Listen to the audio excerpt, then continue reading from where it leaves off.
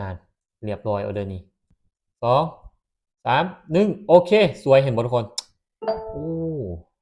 นี่ออกไป5ออเดอร์พลาดเพียงแต่1ออเดอร์นะคนเนาะวินมาซี่มาติดทุกคนเดี๋ยวออเดอร์นี้สิเข้าน้ำมันทุกคนออเดอร์มันบอกยังไง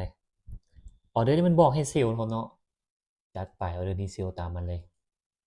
โอเคเซลล์เนาะคนเนาะนี่บอกให้เฮาเซลล์เนาะตอนนี้นี่มันออกไปอยู่ที่1 2 1 2 3 4มันออกไป4ออเดอร์พลาด1แล้วก็วินมา3ไม่ติดเนาะอัตราชนะยังสูงอยู่เนาะอัตราชนะอยู่ที่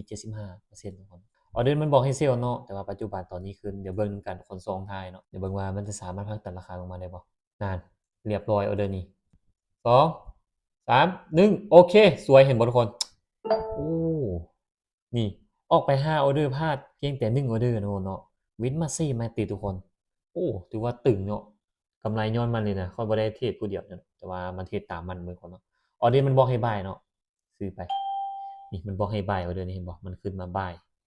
ซื้อไปเนาะออเดอร์นี้เพราะว่าออเดอร์นี้ยังวินนี่โอ้ถือว่าอัตราชนะสูงเลยถือว่าหาเงินให้เฮาได้แบบชิลๆเลยเนาะตัวนี้ ออโต้บอทเทรดคนเนาะมันจะเป็นบอทเนาะบอทเทรดเองเนาะมีแต่ว่าขึ้นกับเฮาว่าเฮาจะตามจะสวนมันเนาะเดี๋ยวเบิ่งออเดอร์นี้มันบอกให้บายเนาะเฮาก็กดบายขึ้นไปถ้าว่าบ่วินก็เดี๋ยวจะคูณเงินไปเนาะโอเคบ่วินเนาะมันก็มีวินพลาดได้เนาะทุกคนเนาะมันก็พลาดได้วินได้เนาะโอเคเมื่อกี้เขาออกไปอยู่ที่50 เหรียญออเดอร์นี้คูณไปที่120เลยเนาะออเดอร์นี้มันบอกให้เซลล์เนาะจัดเซลล์ลงมาเลย3 2 1โอเคมาเดี๋ยวรอผลทุกคนออเดอร์นี้เซลล์ลงมาเนาะเขาจัดเซลล์ลงมาเดี๋ยวเบิ่งนำกันออเดอร์นี้ลงมาละถ้าว่าออเดอร์นี้วินถือว่าอัตราชนะถือว่าสูงเนาะแล้วก็เขาก็ได้กำไรมาเพราะว่าเขาคูณเงินไปตอนนี้เหลืออยู่ที่10ปลายวิแล้วทุกคน7 6 5 4 3 2 1โอเคสวยโอ้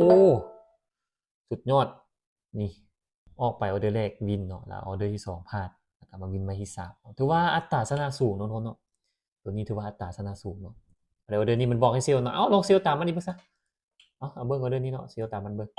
ออกไปที่20เหรียญเพราะว่าตัวนี้มันเป็นกำไรของข้อยเนาะเพราะว่าเอากำไรมาปั่นต่อทุกคนเนาะเอากำไรมาปั่นต่อเดี๋ยวเบิ่งออเดอร์นี้มันบอกให้เซลล์เนาะก็เลยลองเซลล์ตามมันอีกออเดอร์หนึงซะทุกคนเพราะว่าออเดอร์นี้บินหยุดเลยเนาะเพราะว่ากำไรตัวนี้น่าจะเกินเป้าเรียบร้อยแล้ว5วิแล้ว4 3 2 1โอเคโอ้โธธรรมดาวะทุกคนสิธรรมดาวะ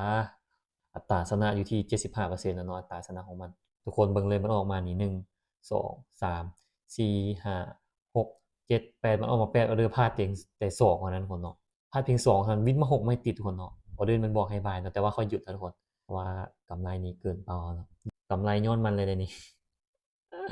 โอ้ชิวๆเลยหาเงินน้ำมันนี่สุดยอดแล้วครับถือว่าอัตราชนะสูงเลยเนาะถือว่าอัตราชนะสูงหลาย